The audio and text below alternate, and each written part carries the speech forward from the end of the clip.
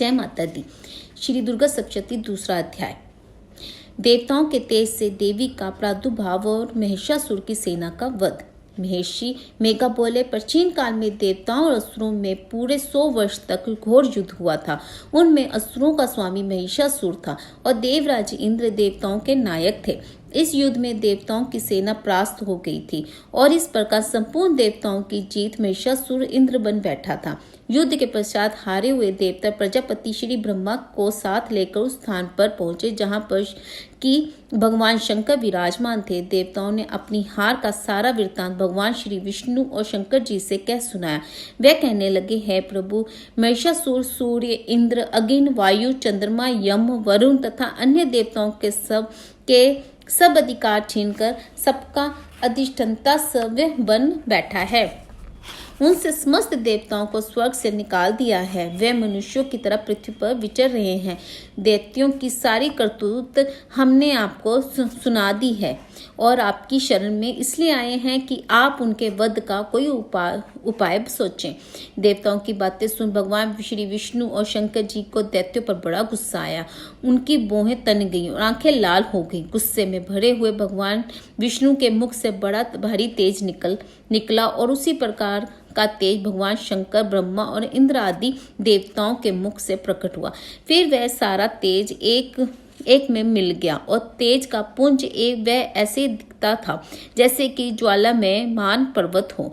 देवताओं ने देखा उस पर्वत की ज्वाला चारों ओर फैली हुई थी और देवताओं के शरीर से प्रकट हुआ तेज किसी अन्य तेज की तुलना नहीं की जा सकती। एक स्थान पर इकट्ठा होने पर वह तेज एक देवी के रूप में परिवर्तित हो गया और अपने प्रकार से तीनों लोकों में व्याप्त जान पड़ा।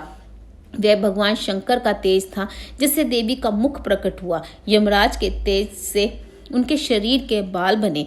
भगवान श्री विष्णु के तेज से उनकी भुजाएं बनी। चंद्रमा के तेज से दोनों स्तन और इंद्र के तेज से जगह और पिंडली तथा पृथ्वी के तेज से नितंब भाग बना।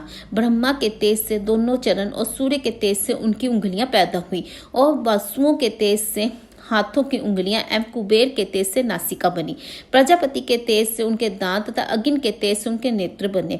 संध्या के तेज से उनकी भौहें, वायु के तेज से उनके कान प्रकट हुए। इस प्रकार उस देवी का प्रादुर्भाव हुआ था। महिषासुर से पराजित देवता उस देवी को देखकर अत्यंत प्रसन्न हुए।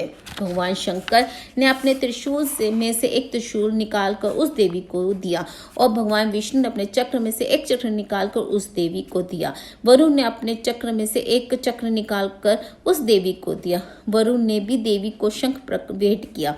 अग्नि ने इसे शक्ति दी। वायु ने उसे धनुष और बाण दिए। सहस्त्र नेत्रों वाली श्री देवराज इंद्र ने उसे अपने व्रज से उत्पन्न करके व्रज दिया और ऐरावती हाथी का एक घंटा उतारकर देवी को भेंट किया। यमराज ने उन्हें काल दंड में ले एक दंड दिया। वरुण ने उन्हें पाश दिया। प्रजापति ने स्फटिक की माला दी और ब्रह्मा जी ने उसे कमंडलू दिया। सूर्य ने देवी को समस्त रोमों में अपनी किरणों का तेज भर दिया। काल ने उसे चमकती हुई ढाल और तलवार दी तथा उज्जवल हार और दिव्य वस्त्र उसे भेंट किए। इसके साथ ही उसने दिव्य चूड़ामणि दी जो कुंडल, कंकन, उज्जवल अर्धचंद्र, बाहों के लिए बाजूबंद, चरणों के लिए नूपुर, गले के लिए सुंदर हंसली और उंगलियों के लिए रत्नों की बनी हुई अंगूठियां उसे दी। विश्वकर्मा ने उनको परसा दिया। उसके साथ ही कई प्रकार के अस्त्र और भव्य कवच दिए और इसके अतिरिक्त उसने उसे कभी ना कुम्हलने वाले सुंदर कमलों की मालाएं भेंट की। समुद्र ने समुद्र कमल का फूल भेंट किया। हिमालय ने सवारी के लिए सिंह और तरह तरह के रत्न देवी को भेंट किए। यश राज कुबेर ने मधु से भरा हुआ पात्र और शेष नाग से उन्हें बहुमूल्य मणियों से विभूषित नाग हार भेंट किया। इसी तरह दूसरे देवताओं ने भी उसे आभूषण और अस्त्र देकर उसका सम्मान किया। इसके पश्चात देवी ने उच्च स्वर में गर्जना की। उसके इस भयंकर नाद से आकाश गूंज उठा। देवी का वह उच्च स्वर से किया हुआ सिंहनाद समा ना सका। आकाश में उनके समाने घोटा प्रतीत होने लगा। उससे जोर जोर की प्रतिध्वनि हुई जिससे समस्त विश्व में हलचल मच गई और समुद्र कांप उठे। पृथ्वी डोलने लगी और सबके सब पर्वत हिलने लगे। देवताओं ने उस समय प्रसन्न हो सिंह वाहिनी जनतमयी देवी से कहा, देवी तुम्हारी जय हो। इसके साथ महर्षि ने भक्ति भाव से विनम्र होकर उनकी स्तुति की। संपूर्ण त्रिलोकी को शोक मगन देखकर दैत्यगण अपनी सेनाओं को साथ लेकर हथियार आदि सजाकर उठ खड़े हुए। महिषासुर के क्रोध की कोई सीमा नहीं थी। उनसे क्रोध में भयंकर भरकर कहा, ये सब क्या उत्पात है। फिर भी वह अपनी सेना के साथ उस ओर दौड़ा जिस ओर से भयंकर नाद का शब्द सुनाई दे रहा था। आगे पहुंचकर उसने देवी को देखा जो कि अपनी प्रभा से तीनों लोकों को प्रकाशित कर रही थी। उसके चरणों के भार से पृथ्वी दबी जा रही थी। माथे के मुकुट से आकाश में एक रेखा सी बन रही थी और उसके धनुष की टंकोर से सब लोग शुद्ध हो रहे थे। देवी अपनी सहस्त्रों भुजाओं को संपूर्ण दिशाओं में फैलाए खड़ी थी। इसके पश्चात उनका दैत्य के साथ युद्ध छिड़ गया। कई प्रकार के अस्त्र शस्त्रों से सब दिशाएं अद्भाषित होने लगी। महिषासुर की सेना का सेनापति त्रिशूल नामक महान असुर था। वह आगे बढ़कर देवी के साथ युद्ध करने लगा और दूसरे दैत्यों की चतुरंगनी सेना साथ लेकर चामर भी लड़ने लगा और 60,000 महारथियों के साथ मिलकर उद्रग नामक महादेव आकर युद्ध करने लगा। महाहनु नामक असुर 1 करोड़ हाथियों को साथ लेकर असललोमा नामक असुर 5 करोड़ सैनिकों को साथ लेकर युद्ध करने लगा। वार्षिकल नामक असुर 60,000 असुरों के साथ युद्ध में आ डटा। विडाल नामक असुर 1 करोड़ रथियों सहित लड़ने को तैयार था। इन सब के अतिरिक्त और भी हजारों असुर हाथी और घोड़ा साथ लेकर लड़ने लगे और इन सब के पश्चात महिषासुर करोड़ों रथों, हाथियों और घोड़ों सहित वहां आकर देवी के साथ लड़ने लगे।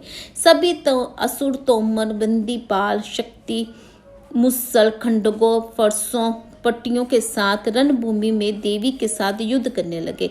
कई शक्तियां फेंकने लगे और कोई अन्य शस्त्रादि। इसके पश्चात सबके सब दैत्य अपनी अपनी तलवारें हाथों में लेकर देवी की ओर दौड़े और उसे मार डालने का उद्योग करने लगे।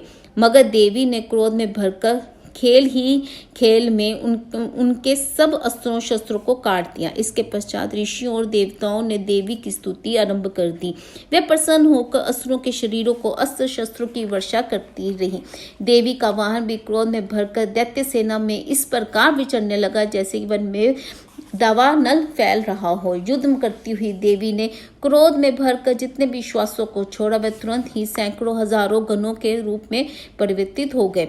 फरसे, बिंदीपाल, खड़ग तथा शट्टिशट्टश इत्यादि अस्त्रों के साथ दैत्यों से युद्ध करने लगे। देवी के शक्ति से भरे हुए वह गण दैत्यों का नाश करते हुए ढोल, शंख और मृदंग आदि बजा रहे थे। तदंतर देवी ने त्रिशूल, गदा, शक्ति, खड़ग इत्यादि से सहस्त्रों असुरों को मार डाला।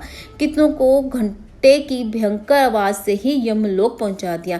कितने ही असुरों को उनसे पास से बांधकर पृथ्वी पर धर घसीटा।